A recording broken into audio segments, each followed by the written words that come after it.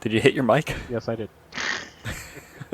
Everything sound good, right? Nice. Yeah, everything still sounds fine. We're good. All right, good. So I feel like we've got all the news from the week for now. Yeah. Gamescom started yesterday, so we're gonna probably get some more stuff coming out. Oh, absolutely. A lot. I Like, want to say a lot of the stuff I have is from Gamescom. So. Yeah, opening night was yesterday. Yeah, yesterday. I had to think about it for a second. They showed off a bunch of games too. And one of the stories that I had was from opening night within the first 7 minutes. Damn. Yeah. It's well, let's I don't know. You want to just jump right into it? Yeah. Let's enter to the podcast, start talking about shit. Yeah. Let's introduce it. Hang on, I got to burp. Excuse me. All right, now I'm ready. Wait, I'm not. Oh, excuse me. All right, now I'm ready. I'm gassy, boy. Yeah, you are. Oh. This is just for me personally. Because of the concert I went to Monday. I had an interaction with a really weird ass person who just grabbed my head and started shaking it. And it was really fucking weird. Okay. But because of that, the dude behind me was like, "Do you know that guy?" I'm like, "I have no idea who the fuck that guy was." But because of that, me and him started talking. So shout out to Phil. He's following the podcast, so hopefully he's listening to this one. Cool. I'm glad I met you. Hopefully we'll see you around again one day at another show. But anyway, Ramblepack. You do it. I can't do it tonight. Ramblepack Podcast episode 40. Yeah, This one's we're just- at 40. This one's gonna have some. Are you excited? Yes, we're at 40 freaking episodes, man. Almost my age. Ugh. 5 more years, man. I was gonna say, what Yuck. the fuck are you talking about? You're nowhere near 40. Yeah, I am. 5 more years. I'm old. I'm an old Adam with no beard now. You have a beard. It's not much. It's just not. And who are burly. you?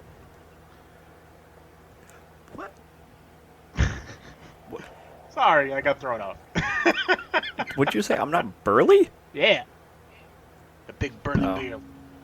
Oh. Lumberjack. Now I'm just a boy. That's okay. It'll grow back in. Who are you? Introduce yourself. I'm Mike. Wahaha. Who has a bigger beard than I do now? I don't know if that's an insult to you or a compliment to me. I mean, I'm fine with mine. You have a good beard. At least one of Yay. us thinks so. Fair enough. All right. Since we started off on Gamescom, do you want to talk about what we know that came out of it? Because there was a shit ton of games that was shown Tuesday night alone. Like, for instance, Little Nightmares 3, which I'm honestly surprised that there's a third one, but I've played the first one mostly. Yep. And it's pretty neat. Not my kind of game, but it's pretty cool. And obviously people love it if it's got a third one. They showed off some Cyberpunk Phantom Liberty stuff, which was cool. Yep. But the thing that I was alluding to earlier was, remember how the Game Awards last year, Elden Ring won Game of the Year? Yeah. Do you remember the kid that showed up behind the devs and he hijacked the mic and was like, "I want to thank Bill Clinton" and shit like that? Oh, Jesus. Do you remember that kid? Yeah. So not him, but 2 other people rushed the stage within 7 minutes of the Gamescom starting that night. Oh, fuck. Yeah, they didn't get a mic. I almost said unfortunately. Fortunately, they did not get a mic or get picked up on anything, but like they were just standing next to Jeff trying to like talk and say shit, and he's like, "This is disappointing. I'm really disappointing in you guys. I don't know why you're doing this, blah, blah." He was like really professional about it. Yeah. And like he rolled with it and kept the show going, but it's like, just like a lot of people online were saying, where's the security for this kind of stuff? Why are they allowing kids to just run up on stage? Where are the people to stop them from doing that shit? because they're developers and not celebrities. Celebrities or not, if you're putting on a show, you need to have some kind of security. I agree, which adds to light of the seriousness of what we discussed last week. Where, hey, stop doing stupid shit or you're not going to see them there. Yeah, that's the other thing, too. It's going to ruin the show. Like, he's going to clamp down on that stuff, and you're either going to get no audience, or it's going to be a very select few people that's going to be able to go. Right. And as cool as some showcases are to see them, like, streamed online, prepared ahead of time type of thing, it's a different experience when you're there in person. Yeah, that's another thing, like you just said, they could do is pre-tape it. Yeah. And then we kind of, like, take away from the whole live feel of it and having the audience react to new things. But not to mention, if it's pre-recorded, there's a good chance that shit could leak out. Yep. And you know that devs don't want that. Absolutely not. So stop fucking around and keep your ass in your seat, god damn it. I wish, just for Keeley's sake, I wish that there was a way that they could vet people to know that people won't pull this shit. But I know that that's kind of hard to do.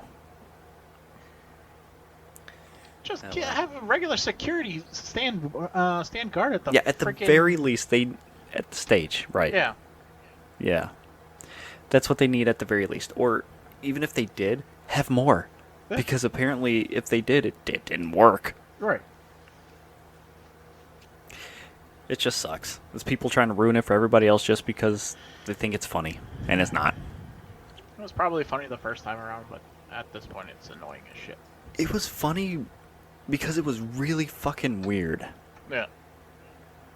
But it's so dumb. It just kind of opened the doorway for other people to want to try. Stop it. Yes. Not you, idiots. I agree. I was like, what the hell am I doing? You're fine.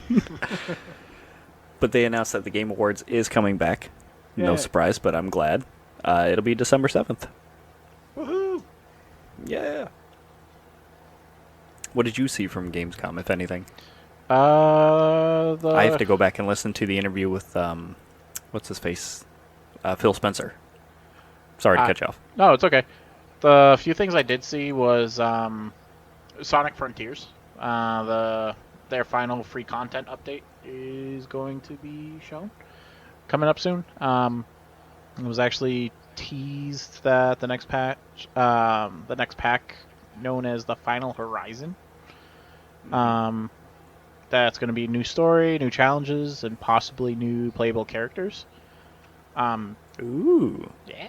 Didn't from the articles I read and what I saw, it didn't exactly say whether that they actually were or not, but based off of the little trailer that they showed, Knuckles, Amy, and Tails are all possible playable characters. So that's awesome. But we'll find out more come September 28th. Wow, so literally just a tease, no solid information. Just here's what we're gonna do, possible characters. That's it. See you later. Yeah. Okay. Hey, Something to look forward to, I guess. it's a hell of a lot better than the Ronin one. That's true. At least it was more substantial. It was more than just, hey, we're making this, as you can see. Yeah. Well. Ooh. What else? Anything else good? You might like this next one. Apparently, for Gamescom, they did what the hell? Microsoft. For Gamescom specifically? Yeah. Well, Okay. it's a collab type of thing that they did, but Microsoft teamed up with Tempur-Pedic mattresses to do. Yeah. It's a really weird combination, but once you Okay. hear what it's for, I want to hear where this is going. All right. They teamed up to make a Starfield style dream chair, where it looks like it's a whole Okay. setup. It's a gaming chair, and a desktop that looks like a freaking cockpit. Oh, that sounds cool. If you want to see it, if you click on the link, it'll actually show an image of what it looks like. I gotta see this. It's making me think of like the that one developer's room from Grandma's Boy, like the Prodigy guy. Yeah. Yeah. Oh god, that looks like a command station to like a starship. That's cool looking. Uh-huh. You want to buy it for me? It's not for sale. Oh, what? Well, not regularly anyways. It's on display at Gamescom. Oh, I see. Yeah.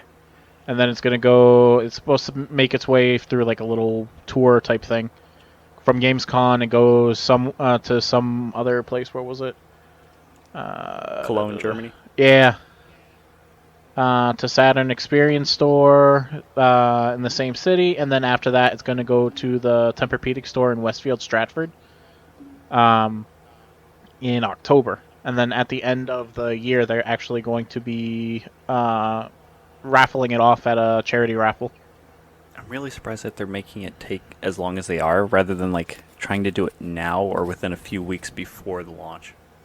But I guess that makes sense. You want to show it off as much as you can before you give it away. Oh, absolutely! Bring all cool. that hype. I hope it makes good money because that looks awesome. It does. It looks really cool. I mean, you can probably model something like that at home if you really want, but that's cool. Another cool thing about Starfield, like them teaming up with things, apparently they teamed up with Adam Savage to make some of the models for the live-action trailer for Starfield. No shit. Yeah. I did not know that. Okay. I didn't know that either. I read it earlier. I'm like, that's pretty cool. I'm gonna have. It's been a while since I've seen any of his, because I watched his tested channel, so I'm assuming he's gonna feature it on there at some point, because I don't remember them showing it. Maybe. I like watching Adam's builds because they're pretty damn cool. I think the last one I saw for the community was probably when he built his AT-AT. You know, I haven't watched any of that stuff, but he actually built an AT-AT. Yeah, it was a model kit that he had gotten, and it was a. Oh, I thought like he built one himself, not like a model. No. I say model, but the thing was fucking huge. It's not like what we put together the Gundams. This thing was massive. Oh yeah, same idea, but yeah, glue is actually required. Industrial strength. Oh Jesus. Anything else cool? Besides Destiny. Yeah, I meant from Gamescom, but sure. I mean, do you want to... We have our Destiny episode coming up, but do you want to talk about Destiny, or do you want to talk about some sad but interesting news? You give some news. We can. I'm sure once we start, if we do start talking about Destiny, it's going to be for a little while. As much as we try. It's going to be hard not to. Yeah. Yeah. Well, I'll run down the list of games and stuff that they showed off from Gamescom really quick. I guess just a handful, because this list is long. Some games I guess people might know about are Streets of Rogue. It's getting a sequel. Bulletstorm, a game that came out a very long time ago from People Can Fly. Same people who did Outriders, which was more recent, I guess. Yeah. It's getting a VR version. Oh shit. That game was cool, where it had like a lash that you can send out from your gauntlet and like slam the ground to throw people up or pull them to you, and you'd kick them and they'd slowly go in the air. Yeah. And the whole point of that is like to kill with skill, and you get a shit ton of points doing different things, and it was nuts. It was a cool game. But they're bringing it back in a VR mode. They showed off more Faith Arm. Warhammer Realms of the Ruin got a new gameplay trailer. It's coming out November 17th. Like I said, Little Nightmares 3. They showed off Black Myth Wukong. They showed some more gameplay in Unreal 5. Killing Floor 3. I'm surprised that game is still going on. I never hear anything about it, but it's now a trilogy, I guess. You know how Payday 3 is coming out? Yeah. Ice-T came out and talked about his mission that he's got in it. He's got a heist mission for the game. Thought that was pretty cool. Tekken 8 is releasing January 26th next year. Yes, it's already a pre-order too. Yeah, man. But it's expensive though. Holy shit. Yeah. Lords of the Fallen got a new trailer, not new story trailer, and that's coming out October 13th. Now, along these lines, you know how a lot of things are releasing beginning or middle of October? Yeah. Alan Wake 2 is supposed to be released around that time too. They pushed their release about a week or so that way they're not competing with all these other releases. They want to have like an open area for them to release the game in. Oh, good. That makes sense. The hell. The game, I don't think they've mentioned that it's gone gold yet, but it's still like on track with development time and everything. But they're just pushing it a little bit so that way they're not competing a lot. Yeah. That was the small news. This is gonna suck for a lot of us old gamers and stuff. It made me sad when I read it, but like I get it because it's just been so long and there's only so much more he can do. But for all of us who got our start on Nintendo when playing Mario and whatnot, Charles Martinet is no longer the voice of Mario. I guess his final role was all the roles that he played in the Super Mario Brothers movie. The new game that's coming out October 20th, Super Mario Wonder, is not going to be him. And they have not revealed who's doing the voice yet. They have teased it and said, you'll find out when the game's released. It's Chris Pratt. Watch. Shut up. No, it's not. There's no way. Only because I'm pretty sure that since he's a Hollywood actor, he's SAG-AFTRA, and you know that shit's been going on. There's no way that they're going to be able to do that, much less could they afford him to do all that voice. Right. I don't see that working, even if it's just a bunch of wahoos. But still, I mean, if I went back and listened to the trailer, and it's pretty close. You can tell it sounds a little more higher pitched than the usual Mario that we know, but it fits the game. It fits the aesthetic and everything. It still sounds good. Yeah. But now Martinet is just a Mario ambassador for Nintendo. Still working side by side with them, but no longer doing the voice. What? When did he do the voice for Mario in the movie? At what point? He did a handful of characters. He did in the very beginning when they were in the restaurant. Yeah. He was the dude who, what was it? Their ad played on the TV. Yeah. And they were talking to each other and was like, "Was that too much?" And he goes, "I think it was a great wahoo." That was him. Okay. Yep. He played Mario's dad in the movie as well, and I think their grandfather as well. No shit. Okay. Mm-hmm. I think he might have played one or two other roles, but yeah, he was all up in that movie. At the beginning, that part, now that you mentioned, I do remember, but the other ones, It should have been obvious when he said wahoo. I know! Why I forgot, I have no idea. Just went right by you. That's fine. I'm just glad. Yeah, I was like... I thought that was cool they brought him in. I was hoping that they would give him some sort of role, because it would just be weird to have a movie without him being involved, just because he's been a part of that for so long. Right, exactly. But how are you feeling about it? I'm honestly sad, but it makes sense because it's been so long, and he deserves a break. He deserves a break. He's just been around. He's been Mario for so long. And not just Mario, dude. He's Mario, he's Luigi, he's Wario, he's Waluigi. No shit. So he's retiring from all those roles. You know what? They only said Mario. They never really mentioned the other ones. Why would... I know. That's my thought, too. That wouldn't make any sense. If you're going to retire from one of them, why not all of them? Right. They just didn't specify. They said only Mario. I haven't seen any other clarifications or anything. I'll have to hunt around and see. Yeah, that would be interesting. Trying to think what the hell. No, as far as how I feel about that, I want to say it. Granted, it's different circumstances, but I want to say it's the same feeling I had when... Same type of feeling as when Lance Reddick passed away, when Kevin Conroy passed away. He's not dying, though. I know he's not dying, but like these are iconic voices that we'll never hear play anymore. Yeah. At least in his particular scenario, you could still probably see him and get him to probably say "wahoo" in person, but he does do that when he goes to conventions and stuff. He has no problem doing the voice for people, and that's why I love him. Yeah. He's a really nice dude from what I've seen people say and stuff. Yeah. I wish I could meet him one of these days, hopefully. Just gotta go to a convention where he is. Bye, Callie. See you later. Maybe for like episode 100 or something close by, we'll do like a special Make a short trip. Yeah, do like a special episode at a convention or something. Take the podcast on the road for once. Yeah. All right. Take it on the road, maybe a YouTube video, something like that. I'm still working on trying to get interviews with different people, so maybe it will work out. Yay! Yeah. Share with your friends. Put us out there. Come on. I have math. Help me out here. What's 31, 23?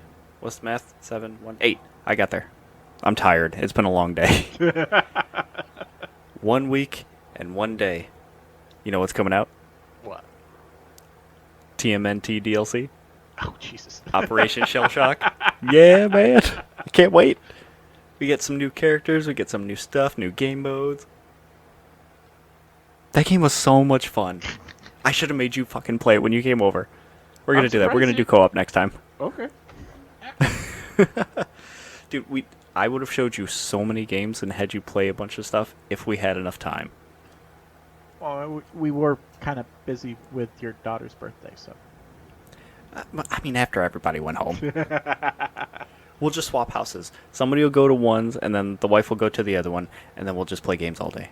Okay. But the girls have to take the kids. Yes. Does that include Sawyer? Is it going to be boys and girls? Yes. Okay. Just you and me playing video games, and everybody else here. Okay. I'm fine with that. I'll get the playset finished, just for that. Okay. I mean, TMNT does have 4-player co-op if he wants to play a turtle. You would have to try. Yeah. Ooh, you're thinking about it. Maybe.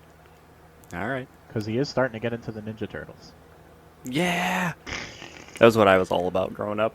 Because he's seen the commercials for the movie, and he wants to, and he said, I like that. That's cool.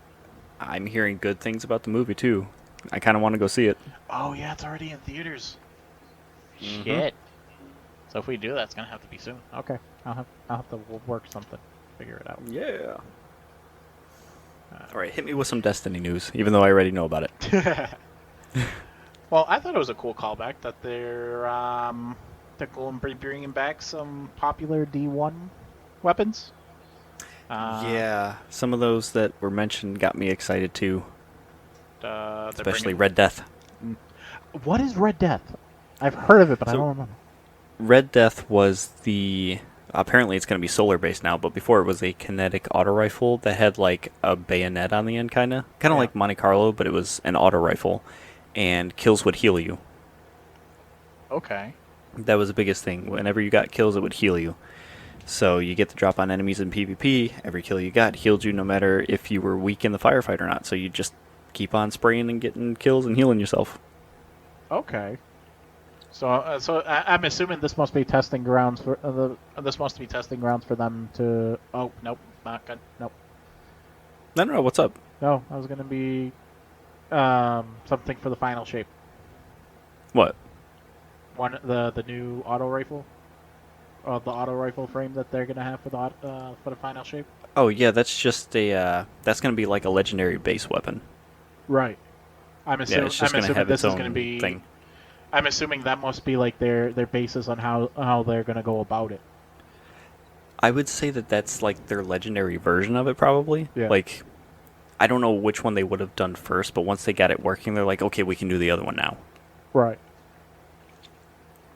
But yeah, that's probably a good point. And I'm more excited about Dragon's Breath, to be honest. Because cool. I never got into using it in D1. It just looks cool. I like it. Yeah. I like how they changed it now. Instead of like shooting a rocket straight, it shoots in an arc, and when you let go of the trigger, it'll come back down, and then it shoots like a wave of fire. That's gonna be fun. Hell yeah. I don't remember the Kvostov, whatever the hell you... Kvostov. Yeah, the Kvostov. I don't remember You that don't one. remember that. I do That was not. the first weapon you ever get when you first got rezzed in D1. The very first weapon you pick up. That was not an exotic rifle. Not then, but they changed it. So it was like, it harkens back to when you first started the game. Since that was your first weapon, you go through an exotic quest to turn it into an exotic, or like you get an exotic version of it.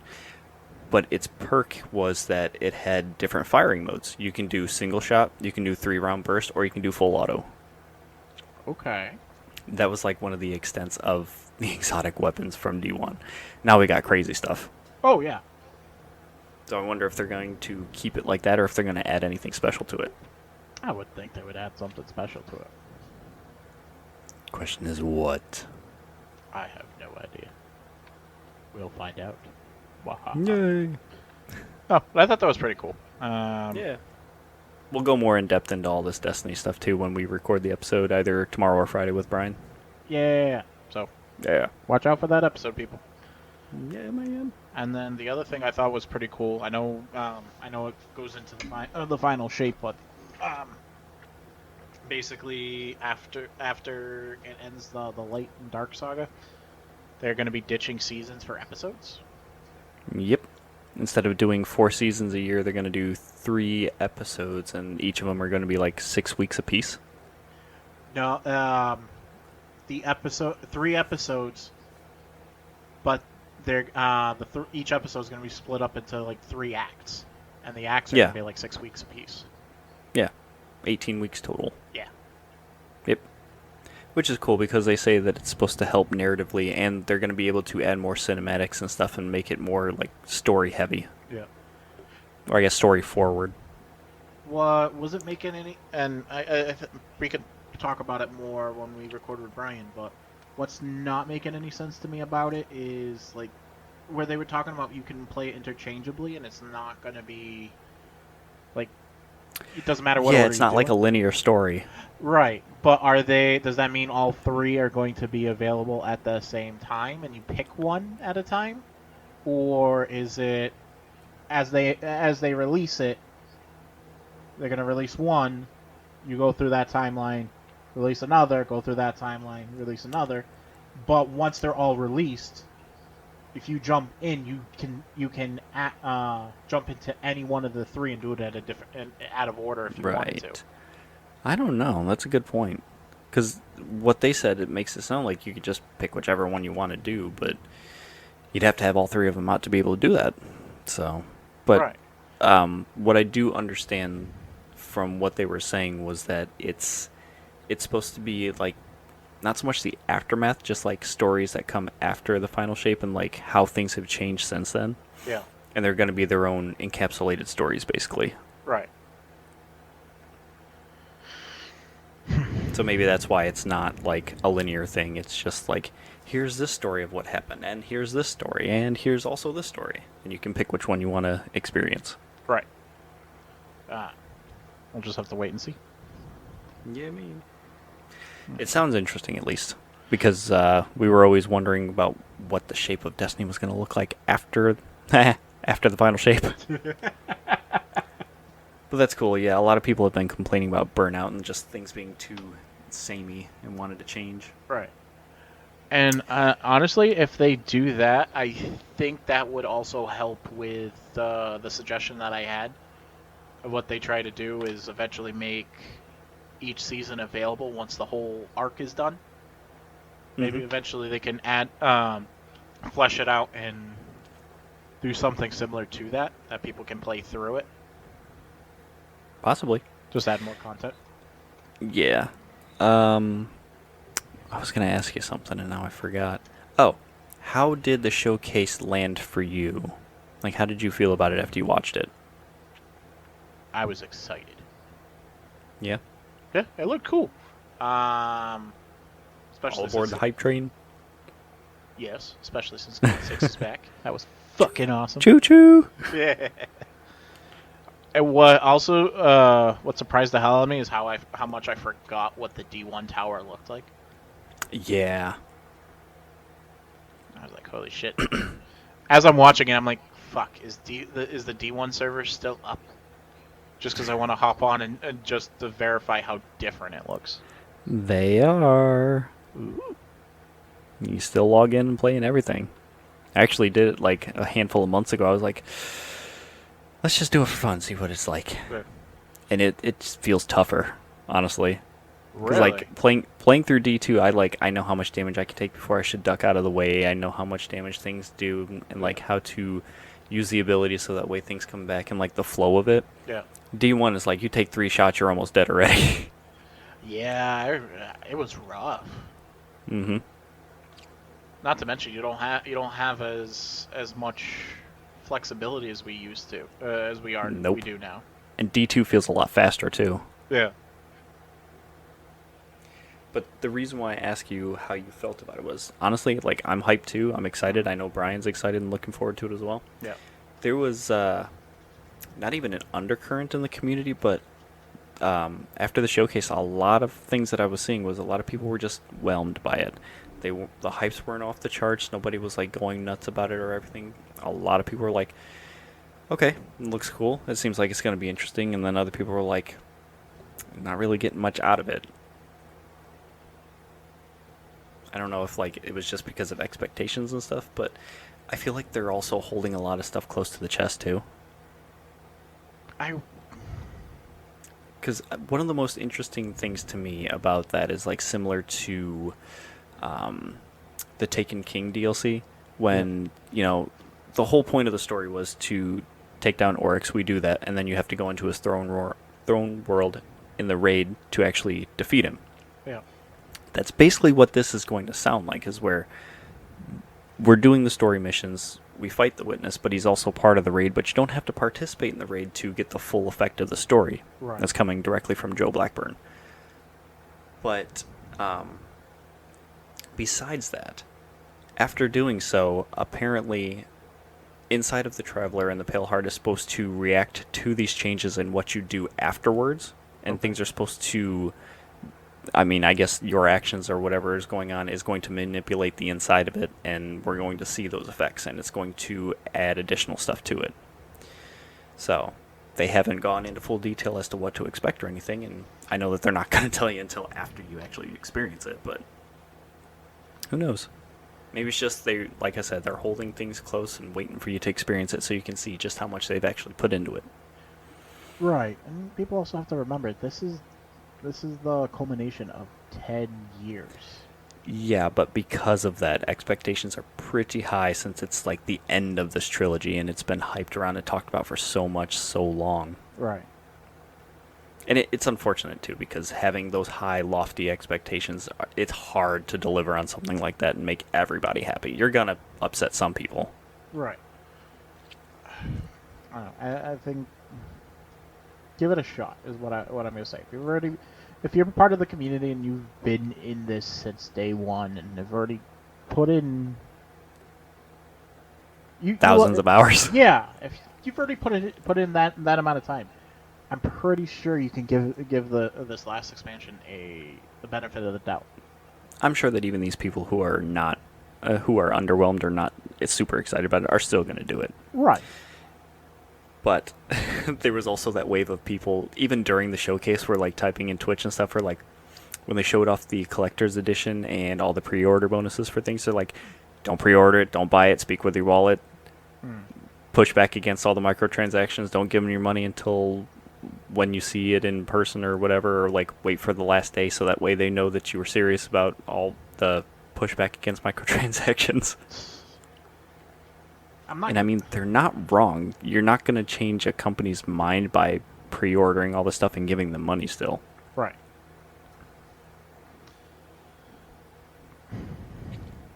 What? Speak your mind. You're not gonna change their mind, yes, but at the same time, you have no idea what they're gonna be coming out with on that stuff, because it does, at least from the showcase, it looks like it's an honest try, and they're gonna be making changes. Yeah. Good or bad, we have no idea. I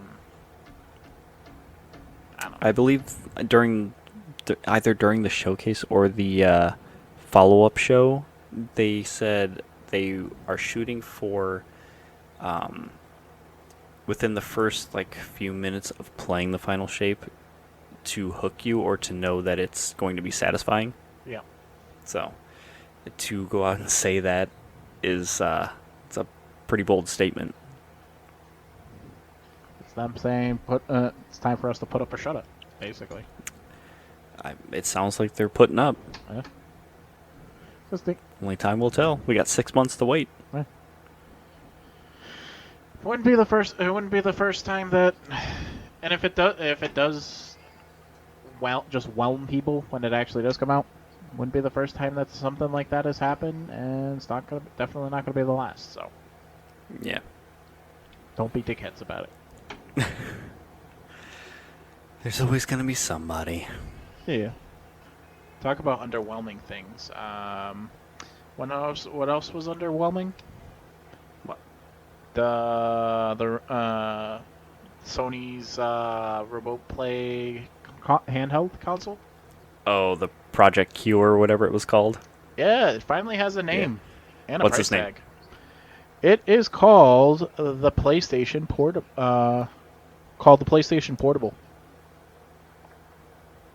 You mean PSP? Yeah, apparently. That's it's pretty original thinking there. Mm-hmm. And want to know how much it's going to cost? I know how much it is, but go ahead and tell me. It's going to be $200. Yeah, and can you take it anywhere? If you have internet, and supposedly at least 5 megabits of Wi-Fi, preferably 15 Okay, megabits. so from what I was reading places, you can't take it outside your house. It's strictly for remote play. And they're aiming it for people who want to share TVs with people. Fuck you. Yeah. $200 for a remote play that you can't take outside the house. The way I was understanding the article was as long as you had an internet connection, you could stream to it. So if you can't take it outside the You're house, streaming over your home Wi-Fi. That's it. Sony can go kiss my ass. It's $200 for a glorified remote play device that does not even have Bluetooth. First off, It's a 3.5 millimeter jack also, and the pair of headphones are at least like $150 to $200 as well. They're specialized headphones. This is a fucking slap in the face. I'm like literally my notes are when I was reading this article prior to you telling me this other information. Mm-hmm. My literal notes say that like with the price, we're talking about the price points of it being $200, that it's a tough pill to fucking swallow. Yeah. When the Switch is the same price, you can run games locally, and honestly, Microsoft is kicking the crap out of Sony at this point. With the remote Game Pass, and all you need is your smartphone. Yeah. I have done that countless times. I've taken my Xbox controller, connected it to Bluetooth to my phone, and played games on Game Pass through the cloud. Yeah, and I don't have to, other than the subscription service, I don't have to pay for a fucking thing after that. Mm-hmm. If you think I'm going to be paying $200 for an overglorified, whatever the fuck you're going to call it. Well, you don't want an 8-inch thing with 2 halves of a DualSense controller on either side? They can go fuck me, okay? Tell me how you really feel, jeez. It's a slap in the fucking face. It's them trying to... Here's the question that I keep seeing around this thing. Once it was unveiled and stuff, the question that I kept seeing everywhere was, who is this for? Now, and then some people had an answer, like I said. It's people who have like maybe one TV or want to share it with like their spouse. They want to watch TV, the other person wants to play the game. They can stream it to their device while the other person's watching TV. But that's a very narrow window for any kind of use. No offense, in today's household, I guarantee you have multiple TVs. I guarantee you they have a computer monitor that can connect to the PlayStation. You've seen our setup at our house. We got 2 TVs, top and bottom. You You know my setup. I have a second PlayStation that was given to us. All you got to do is turn around. No, none of that. I have it hooked up. The second PlayStation is hooked up to one of the monitors on my computer. All I had to do is change the input, and we can be on Discord, and I'll be playing. Right, but I'm saying, like, say Callie wants to watch TV and you want to do that, you literally have to turn around. You got a TV behind you and then you're looking at one. You just turn around and do that, or you can turn back. Well, not only that, we have a TV in our bedroom. Mm-hmm. Callie can go in there, or whoever. Or I take one of the PlayStations into the room. Yeah. It's a fucking It's very slap in the niche face. and specific. Yeah. Yeah. It sounds like they thought it was a good idea to duplicate the Wish version of the Apple plan. Or the Wii U. Oh, fucking A. That's what it's making me think of. I'm disgusted. They saw the Wii U and was like, we can do better. And this was their answer. Yeah. Also, you got to think the PSVR is like $200 as well, like $200 or $250. This is literally what we talked about weeks ago. It is doing exactly what the PSP and the PS Vita were doing. Yeah. And you were doing that on a PlayStation 3. Mm-hmm. And you were able to have games for those systems. Man, you are fired up about this. This is pissing me off. I was giving it some benefit of the doubt, like meager, until the fact that you told me you couldn't play it outside your house. Like, you had to be on the same Wi-Fi network. Sorry, man. Like, I thought at least I would have a chance of, let's say, for example, I go to my father-in-law's house. I can play Destiny on the handheld while he's playing Destiny on his PlayStation, and we can play in the same room. Right, and like you would have a Wi-Fi connection and that would make sense. But no, it has to be on the same Wi-Fi connection. Fuck you. Kiss my ass, Sony. Damn. Hey, you want an Xbox? I might. If they're trying to pull this shit, Here, let me sweeten PS Plus for you, just to give you something to look forward to. You like RPGs, right? Yeah. Do you like? Well, I should say, do you like old school RPGs, like turn-based stuff and whatnot? Oh yeah, absolutely. Okay. I talked about this before and brought it up. You might remember the trailer for it, but Sea of Stars is launching pretty soon, August 29th. So 6 days from now. It's also when it's launching. That was the one that was on Kickstarter and then got backed by whatever. Regardless, it's going to be on PS Plus and it's on Game Pass.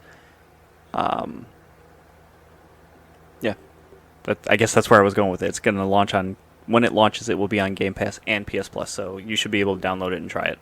Give you something else to play in the meantime. Okay. It's a really pretty RPG, and I watched the new launch trailer for it. Dude, more stuff. It's so good looking. Yeah. It's so pretty, and like just the animation stuff is so nice. And it's cool too, because like the random battles. Yeah. I'm gonna ask you a couple questions about RPGs after this, but usually in RPGs, like you got the random battle system, you jump in the fight, you do whatever, and then you get out and keep going. Yeah. Or like some of them, you'll have like you can see the enemies on the overworld, you pick them, and then you get into the fight or whatever. This one has a system, if I'm not mistaken from watching the trailer, where you can see them on the screen. You go up to them, it starts the fight, but it doesn't have to like do a weird animation to load into the fight or like change screens or anything like that. You run into the enemy, it starts the fight right there, all your systems and stuff come up, you do the fight, stop, and keep going. There's no like stop. I like that. Okay. Tales of Symphonia, which I've talked about, I love that game. You can see the enemies on the overworld, but they're just generic looking things and you don't know what you're fighting until you hit them. Yeah. Or run into them, I guess. And then it loads into the fight and then you see what you're fighting and you get out, loads back into where you were. I kind of prefer what they're doing with Sea of Stars. It's kind of like a cross between the two. Yeah. But at least you know what you're getting into and there's no waiting around. Just like go in, fight, get out, keep going. Right. It's very linear is not the word. It's very smooth. I get where you're getting at. I think that's where I think that was the step I was hoping RPGs would have gone when they went from like turn-based games to like the active battle system that they did. Yeah. Man, speaking of that, Final Fantasy remake kind of took what you're saying, but like they went in a weird direction with it. Little bit, yeah. It's more action oriented. Even then, that's still it's not as bad as like. It's definitely an upgrade. Yeah, it's not as bad as Final Fantasy 12. In my opinion, I hated that. I didn't play 12, so I don't know. I played it. I didn't care for it. What was it like? That wasn't the Zodiac one, was it? Zodiac was the updated version of it, but yeah. Okay. Oh, okay. So yeah, I know what that is. I don't like that either. Yeah, it was more. It was trying. They were trying to. It made it look like they were trying too hard to do like MMORPGs. Right, but single player. Right. I'm like, no, this isn't what I'm looking for. Right. But at least the way you're explaining it, it's the step I was thinking it was gonna go. Fluid is the word that I was trying to think of. Yes. It's very fluid. Yep. Yep. It's gorgeous. I can't wait to try it.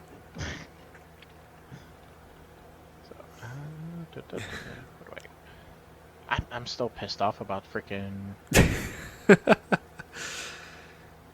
It'll be okay. Uh-huh. Oh, I talked to you about this a while ago, but I didn't bring it up on the podcast. I just remembered about it now.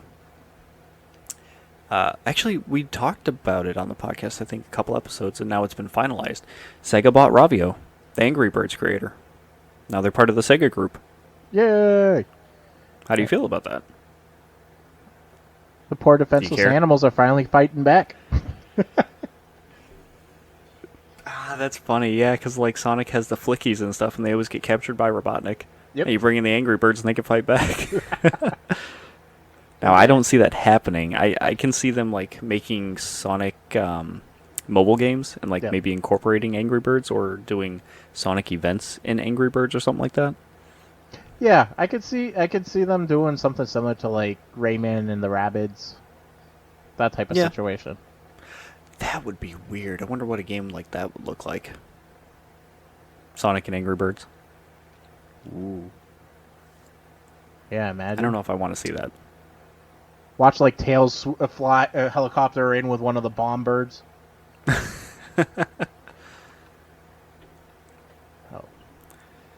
don't know. We'll see how that works out, but Sega's it's interesting that Sega's now increasing their dev catalog, I guess. Yep. Now I wonder if they're making a play at anything or if they're just trying to increase the reach. Maybe. But that's because you know Sega's like a. Oh, go ahead.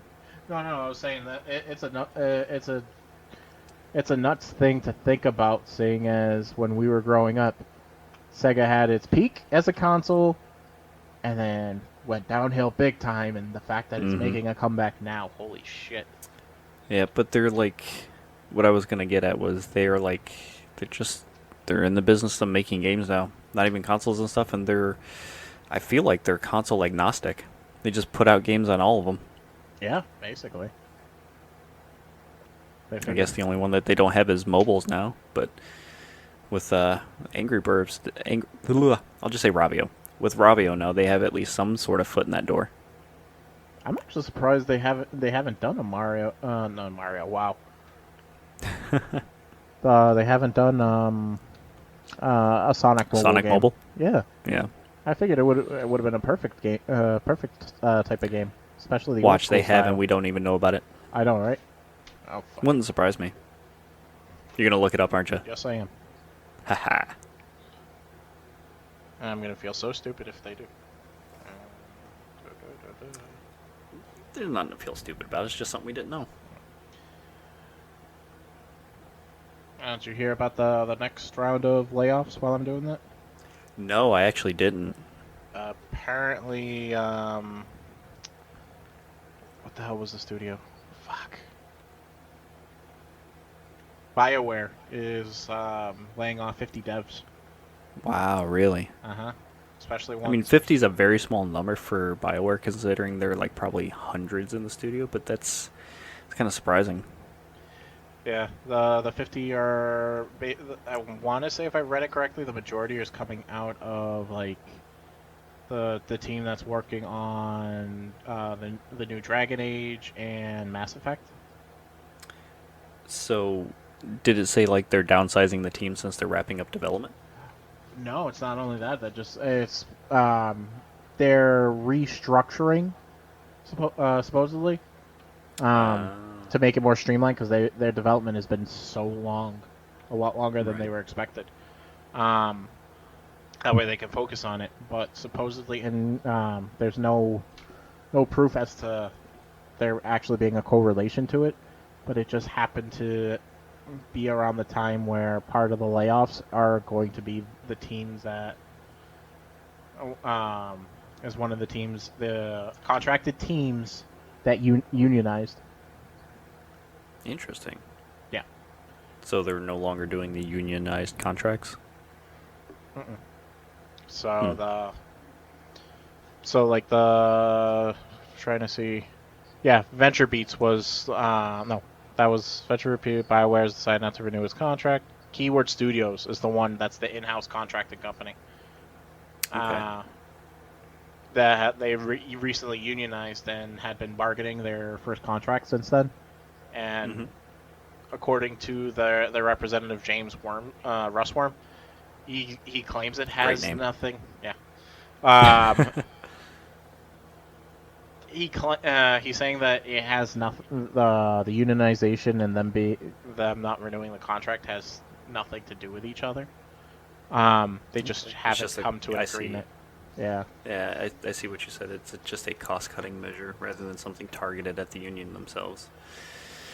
Sounds like something to do with just development, which it's still unfortunate. Anytime there's layoffs, it stinks. Right. It just a bit ironic at that point too. Yeah. You're gonna And lay to go off. back to, I'm sorry. Go ahead. No, I was gonna say you're gonna lay off the team that actually unionizes. I feel like that's just based on what you said and reading what you got on there. It's just an unfortunate timing. Like it wasn't, like you said, it's not targeted. It's just part of the business. Sega 2 is on the iTunes the App Store. Try that name again. Sega 2. You mean Sonic 2? Sonic 2. Holy fuck. Yeah, I was gonna come back to that and say they actually had a handful of mobile games. There was also something called Sonic Forces Speed Battle, which was an online battle racing game. And there's Sonic Forces Racing. Mm-hmm. And the original Sonic the Hedgehog and Sonic 4 and holy shit. Okay. So yeah, I mean we don't play a lot of mobile games. Well, I don't personally, but yeah, I guess we just missed out on that. I think I might have to try it. See what's available because it's saying in-app purchases, but I'm like, what are you Hey, buying? you still have to play Vampire Survivors. I know. Once I get No into a excuses. game, I get attached. I'm sorry. I mean, look at Destiny. Hell yeah. Oh, fuck Talking about yeah. getting attached. You ain't kidding. The fact that like when we were playing Dreamlight Valley, I was so into that game, and then you got me back into Destiny. I barely ever touch it. Sorry, man. Yeah. It's to the point that my wife had to this last Star Path, which has a whole bunch of really cool shit. My wife had to remind me on a daily basis, hey, you need to log in and do this stuff. But Destiny's calling. I gotta play. I know. Just one more game. Destiny is worse than crack. I'm sorry. Sure as hell feels like it. Uh-huh. I like that before you would always come back to Kingdom Hearts, and now it's like we're both always coming back to Destiny. Yes. It's bad. It's so bad, but so good. Oh yeah. I'm gonna have to see if there's any Destiny pop figures. Add it to the collection. There might be, honestly. Yeah. And you know that if there is, there's definitely a Cade one. Look it up. Continue. We're good at looking up everything else. Yep. All right, while you're looking that up, I think I mentioned to you before that the Xbox 360 storefront is closing down next July. You will not be able to purchase any games or DLC or anything from the storefront, or even like movies and stuff like that. Yeah. They made it to where you can re-download anything that you have purchased and any DLCs you have. Like, Yeah. you can re-download them, but you can't like buy anything new. This November actually marks 18 years since the 360 first launched. Can you believe that? Oh Jesus. Yep. Show our age, why don't you? Yeah, I know. The final date to buy anything from that storefront is going to be July 29th, so get your purchases in now while you can. Any kind of game that has multiplayer, though, provided the publisher still has their servers running, is still available. You'll still be able to play multiplayer through those 360 games and stuff. Any kind of 360 game that is backwards compatible, though, you will be able to buy, because that's through the new Xbox storefront rather than the 360 storefront. So Xbox backwards compatible games, still good to go. Anything else that's not will be done July 29th. Boo. Yeah. You're I so think bad. oh no, we were playing Destiny when I mentioned this, so I'm going to mention it again. Gerard the Completionist tweeted when he saw this, when he saw that news, he tweeted and said, "Here we go again." Got a lot of work ahead of him if that's the case. I want to know what the hell he does that he spends so much money. It's in his name. He's the completionist. That's what he does. His YouTube is all about literally completing games 100% and moving on. But I mean, he like does game coverage and spotlights indie games and stuff like that too. But he makes that much that he can buy the entire game. I mean, his YouTube channel is successful, and he was part of G4 when it came back for a short while. Okay, fair enough. Yeah. By the way, Yeah. Not only can you get Cade 6, Uh-huh. you can get Cade 6 holding a chicken. Oh, really? uh-huh. That's awesome. and apparently it's an Amazon exclusive. What? Uh-huh. Did you buy it already? No, I haven't. I can't see. I don't know what the price is. It's not going to look very pretty, I can tell you that much. You don't think so? I don't think it's going to be pretty. Why? Because it's an Amazon exclusive? Put it this way, the little... You know how when you look up stuff on Google, it gives look up items for sale, and they give you like the suggestions at the top? Yeah. On eBay and other parts of Amazon, just the regular Cade 6 is like can run between $40 and $150. I'm looking at Amazon right now. $74.90 for the base one. There's a special Golden Gun Cade 6 that's $91. And I'm not seeing the chicken one. Do they have a Crota Target exclusive one that's $160? Fuck. Yeah. And the irony about this is, you look at Ikora, $20. I mean, Cade's a beloved character. See, look at that. We're right back to Destiny. Yep. Ay. I love him, but I don't think I can spend $70 on a Funko Pop. You don't love him that much? Apparently not. Mm-hmm. So I've got a kind of a big story, like as a follow-up to the whole Activision Blizzard thing. It's a two-parter. Okay. I'm really interested in how you're going to feel about it or which direction you're going to go about it. Okay. But to appease the UK CMA, and if anyone doesn't remember what that is, that's their Competition and Markets Authority. They are restructuring their proposed acquisition, and they let the UK CMA know about it.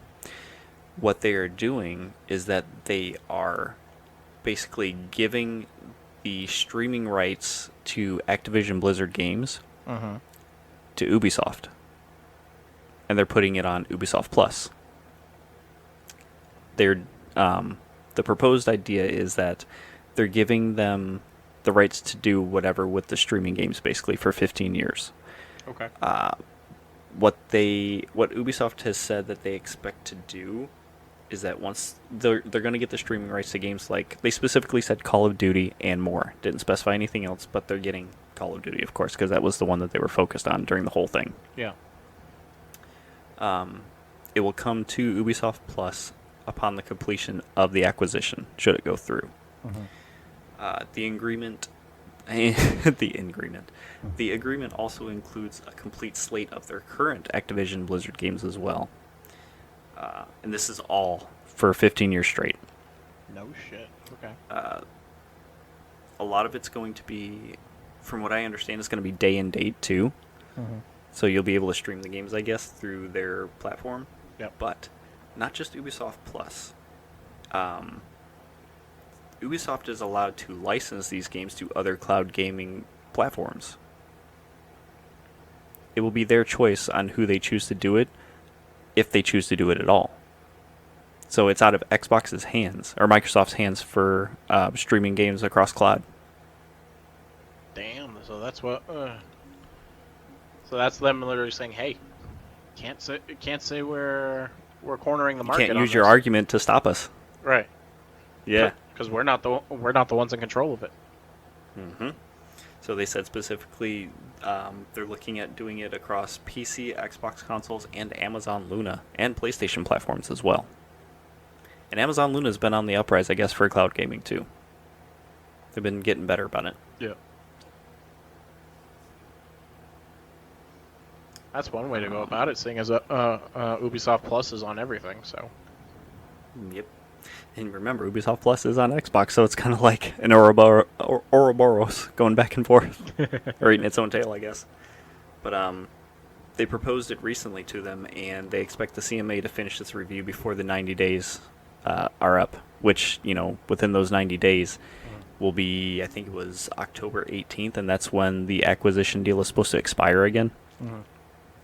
So they think they're going to finish their review before then and have an answer. And from Microsoft's article that they wrote about it, they said the agreement provides Ubisoft with a unique opportunity to commercialize the distribution of games via cloud streaming. The agreement will enable Ubisoft to innovate and encourage different business models in the licensing and pricing of these games on cloud streaming services worldwide. Ubisoft will compensate Microsoft for the cloud streaming rights to Activision Blizzard's games through a one-off payment and through a market-based wholesale pricing mechanism, including an option that supports pricing based on usage. That I find kind of interesting. It will also give Ubisoft the opportunity to offer Activision Blizzard's games to cloud gaming services running non-Windows operating systems. Dumb it down for me. Okay, so let's start with the compensation. Ubisoft will compensate Microsoft for the cloud streaming rights to Activision Blizzard through a one-off payment. Basically, they're giving them a lump sum money to have the rights to put the game on whatever cloud streaming platforms they want. Okay. And through market-based wholesale pricing mechanisms, including an option that supports pricing based on usage. They're looking at different pricing structures on how they might... I guess different avenues to compensate for the streaming rights themselves based on who's using it and how much.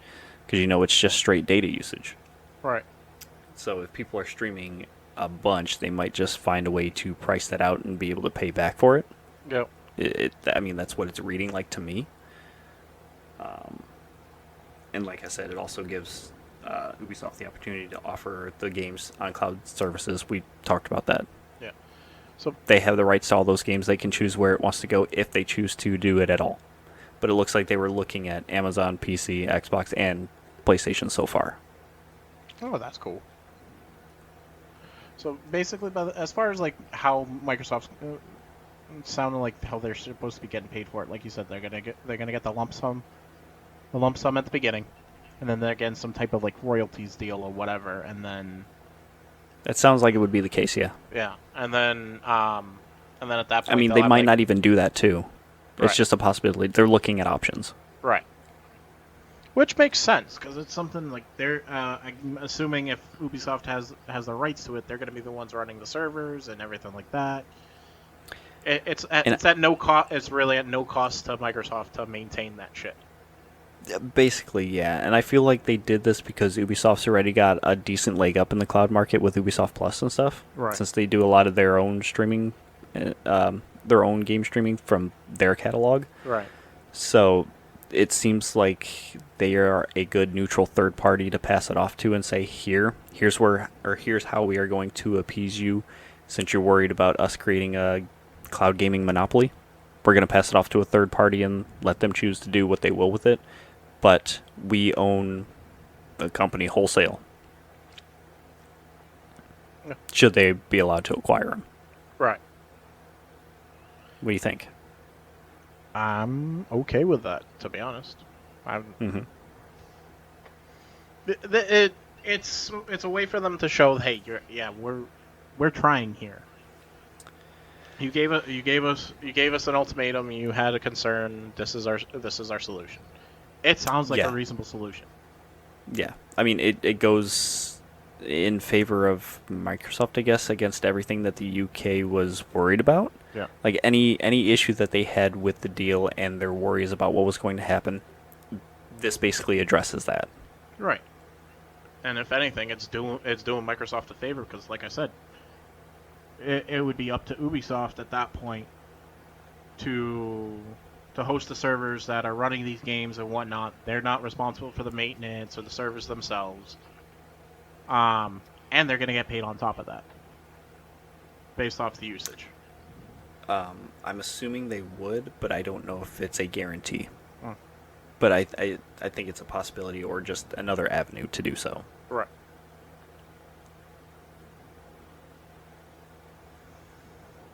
Yeah.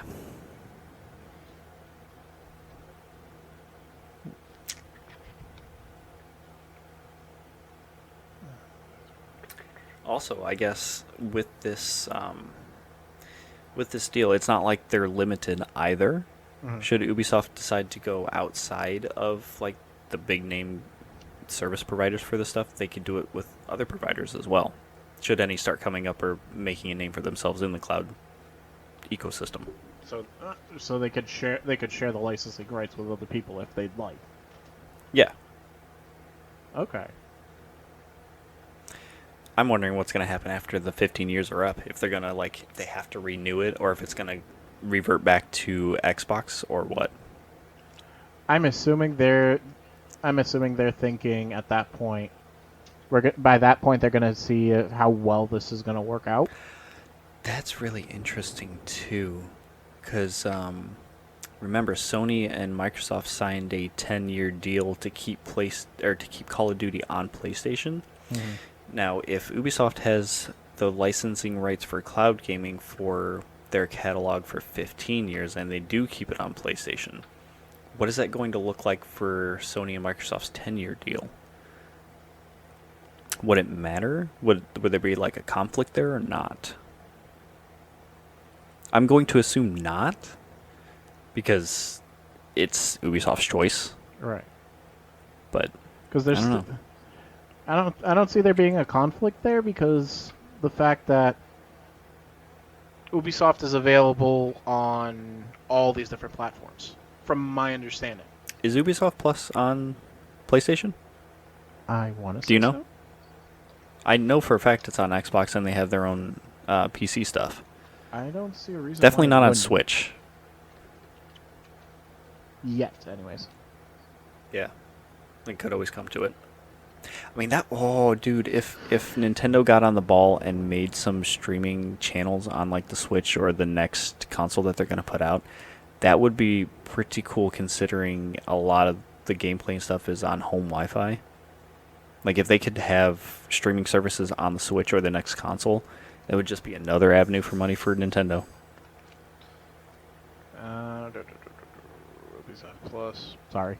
Classics is at least available. Yeah. I remember reading that Classics is on there.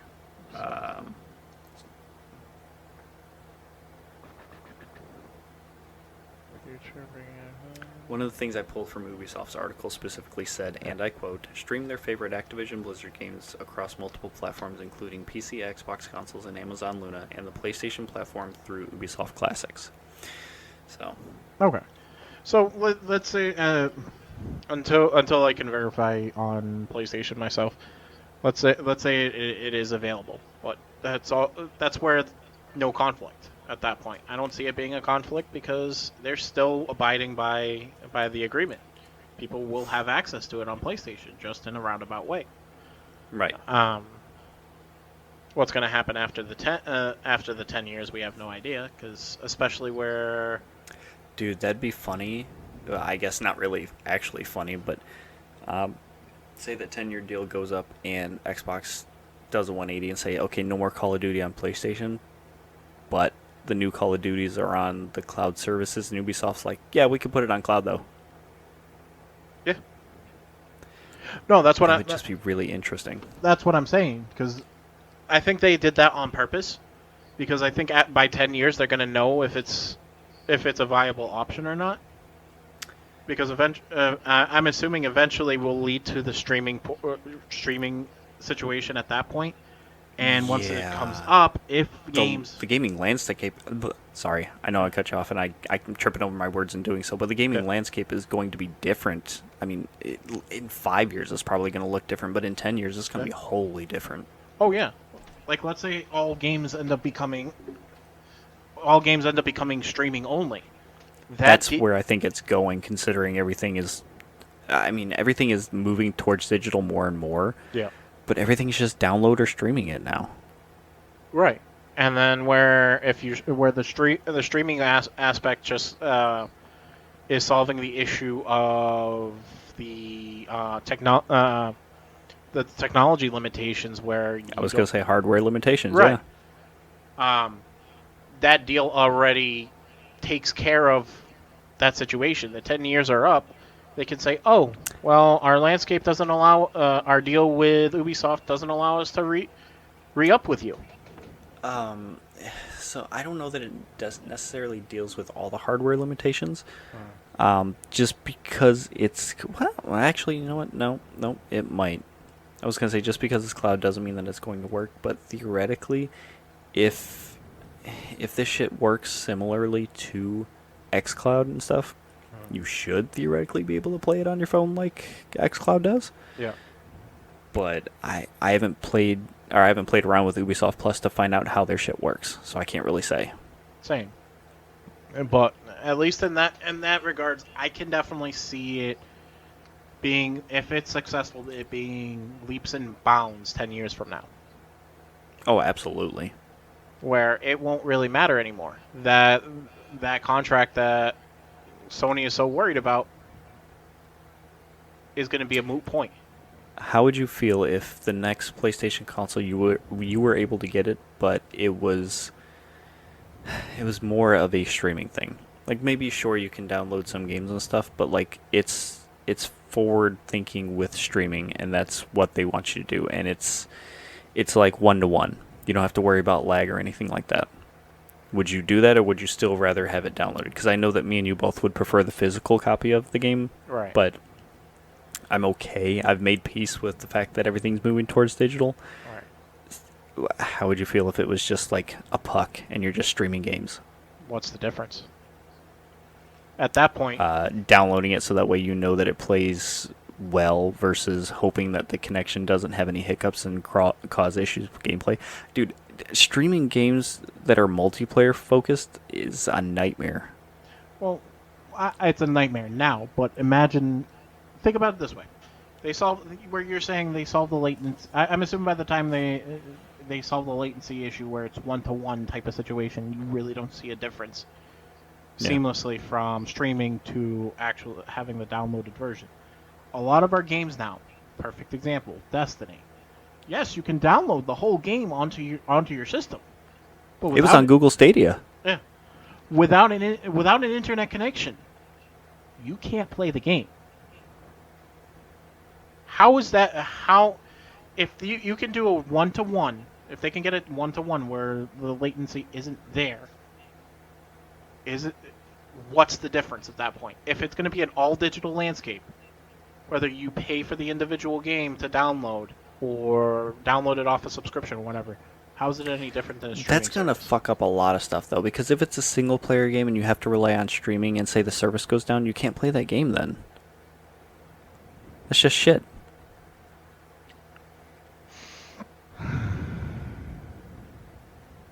That's like my problem with single player games now that need an internet connection. Yeah. Why? It's a single player game. You don't need to check anything, just let you play the damn game.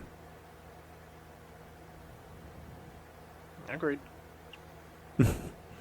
It's complicated. It is. As things... As acquisitions and mergers usually are. Yeah. Yeah. Not only that, just the technology aspect of it. You see them new technologies solve a lot of problems and make things And create new ones. Yeah, exactly. I have been looking over your shoulder for the past few minutes trying to figure out what the fuck that is. It's Captain Hook. Oh yeah. It took me a while. I was like, what is that hat? And then I was like, oh, I got it. But yeah, you got me thinking. I wonder what the gaming landscape's going to look like in 10 years, let alone 15. Yeah. It's going to be interesting. Fucking hey, man. I don't even. I think by that point, if we're getting to the point of the streaming service, I don't see it. I don't see there being a difference between a console and a computer anymore. I really don't. That's a similar thought that I've had too, because the strength of consoles now is becoming very similar to like lower end PCs, and I only say that because it's specific specs that gaming developers create games for. I mean, it's you're moving to the realm of PCs with a console. It's just that it's a closed system and very specified. Right. You have to develop for that. Whereas PCs, you make it for the PC, but everybody's got a different kind of PC. Right. You know, just because it works on one is not guaranteed to work on the other because everybody's got different hardware, different internals, different drivers and stuff. Maybe some are not updated, different graphics card. It's just a lot of unknowns that you have to work towards or try to figure out something to make it work for a general audience. Right. Consoles, at least, you have a spec, you have it there, you know what you're building towards, and you can make it for it. Right. It's that closed system for Sony and, I guess, PlayStation and Xbox that you have a guarantee that it's going to work and you don't really have much problems to worry about. Mm-hmm.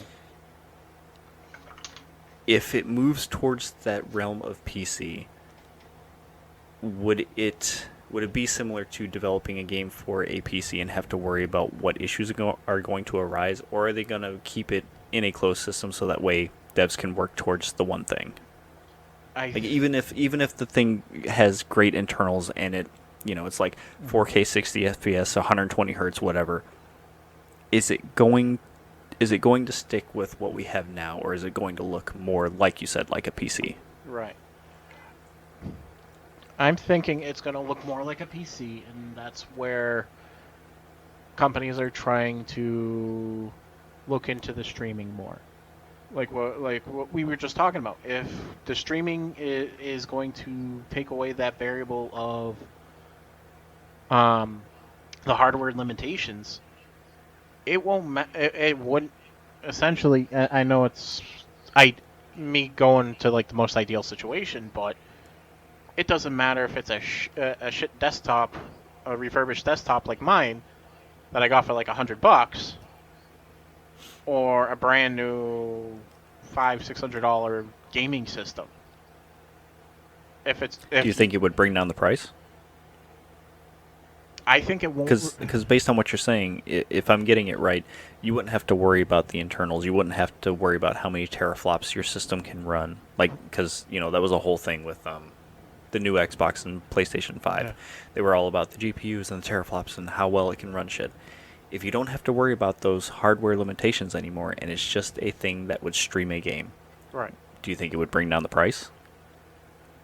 I don't know, because then at that point I have no idea. Like we're talking about the gaming system, the gaming community completely switching to streaming. Yeah. And that's going to be a hard sell. Right. And not because not there, we may not have to worry on our end about the hardware specs and it being able to handle it. These companies have to set up servers that can handle the load of just one of these communities. Yeah, internet infrastructure is going to have to change a lot too. Right. So, if everything plays its cards right and streaming goes the way it's supposed, the way people are thinking it's going to go and stuff like that, are hoping it goes, Mm-hmm. I can see there being no difference between a console and a desktop, and it being a little puck like the Roku. Right. I can see that happening. That's basically what Stadia was trying to be, and that failed hard, but maybe they were on the bleeding edge of this and they were just a little too early. Right, because they were like one of the first of its kind for that to come out. They just didn't. I don't think It just might have been too early. Yeah. Just way too ahead of the curve.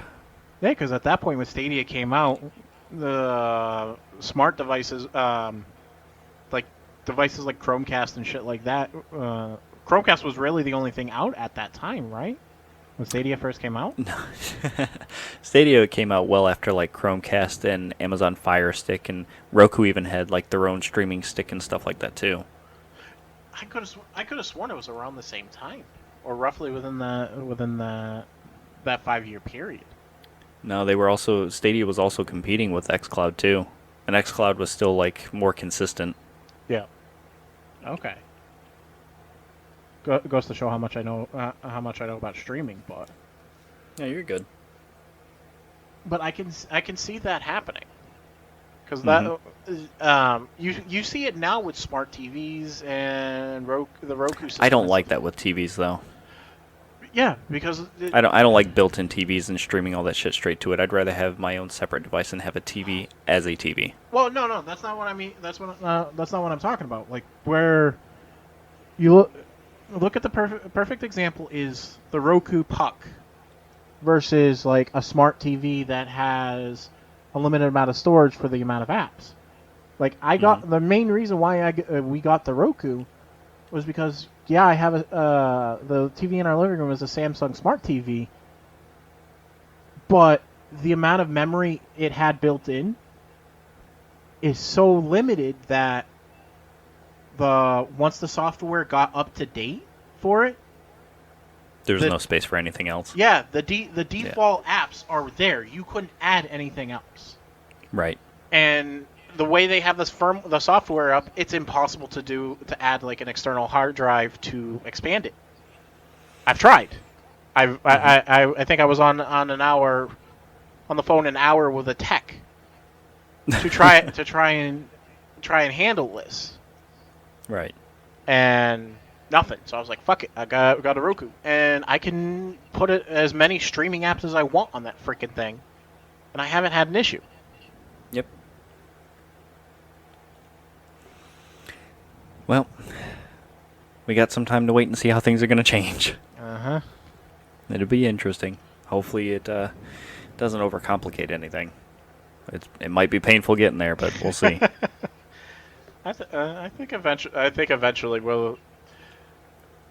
It might just be the nerd in me hoping, but I think eventually we'll, as part of like our utilities, we'll have like a home server set up. Getting high on your hopium. Yeah, I know, right? Yeah. All right. It's getting late. Yes. I think we actually covered everything. Yes, we did. That was like the big story at the very end, yeah. We did good. I'm sorry, English. We did well. Fuck that. I talk good, awesome. don't worry. Fucking amazing. I've been All dropping right, a lot Rainy of did. F-bombs today. Yeah. Oh, jeez. Oh, well. So I hope you guys enjoyed our rants. Rance, you're the one who gave Sony your business. Oh my Fuck god. you and fuck that. Do not remind me. I'll get I'm upset. gonna go to bed mad tonight. No, I'll probably forget about it, and then once you post the episode, I'm gonna listen to it. And I'm like, fuck, I forgot about Oh that. yeah, fuck this.